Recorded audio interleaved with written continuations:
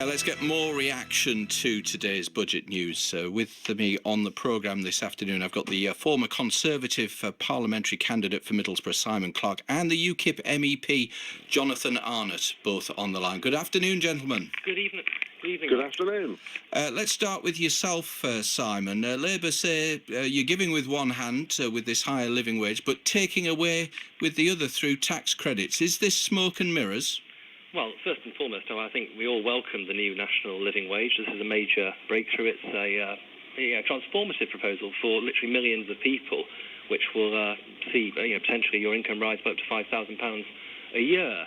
In terms of the point on tax credits, I'll take that very squarely. We are reducing tax credits. We're reducing a system which had grown enormously in cost, enormously in complexity, and which was effectively seeing businesses subsidising the taxpayers subsidising low wages on the part paid by business, because we were allowing companies to pay less than market value for people's work. Indeed. Now, Jonathan, UKIP talk about making work pay, so hasn't George Osborne shot the UKIP fox?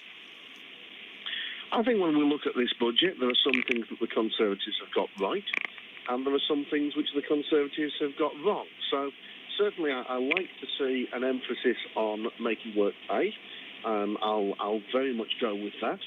I'm concerned about some of the changes to benefits, particularly in terms of those who are in most need. The changes to new claimants for disability benefits, for example. So I think there are positives, there are negatives. I suspect that in terms of the large increase in the minimum wage, that is going to have an impact on business, and it's going to have perhaps a disproportionate impact on businesses here in the North East, because, of course, as we all know, there are businesses that are really struggling to make ends meet and to pay the minimum wage that we've got at the moment. So the idea of £9 an hour, I think, will draw a sharp intake of breath from a lot of small businesses that are going to struggle. Indeed. Simon, for the Conservatives, what do you say to small businesses like local shops and market traders who might say, I can't afford to pay this £9 an hour? Well, we are cutting corporation tax down. It's already been cut very substantially to a record low of 20%. That's going down progressively through 19% in 2017 to 18% by 2020. And we're also extending the employment allowance to £3,000, which is effectively cutting jobs taxes on firms. So from next year, the employment allowance will mean that a firm will be able to employ 4 people full-time on the new national living wage and not pay any national insurance at all.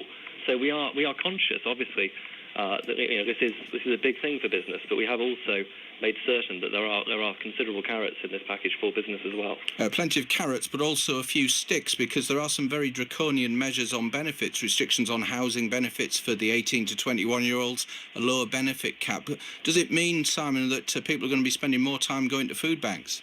Well, I sincerely hope not. The economy grew by 3% last year. We're expecting it to grow by 2.4% again this year, which will make it the strongest advanced economy for the second year in a row. We're seeing unemployment continue to fall across Teesside.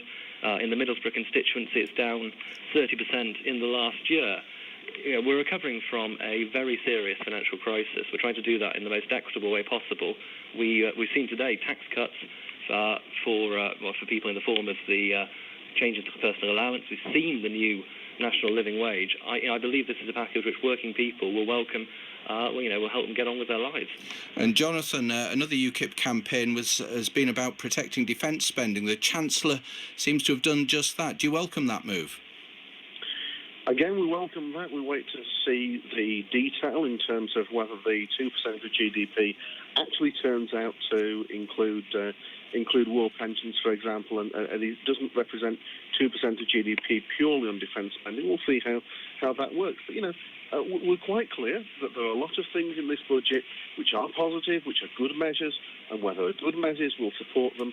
Where there are poor measures, we'll oppose them. And I think, as you've just alluded to yourself, in terms of young people, there are a lot of measures, particularly getting rid of maintenance grants for students. There's a lot of things that will be very, very difficult for young people in this budget as well. So we'll go with the positives, and I think I'd agree with them perhaps on inheritance tax as well.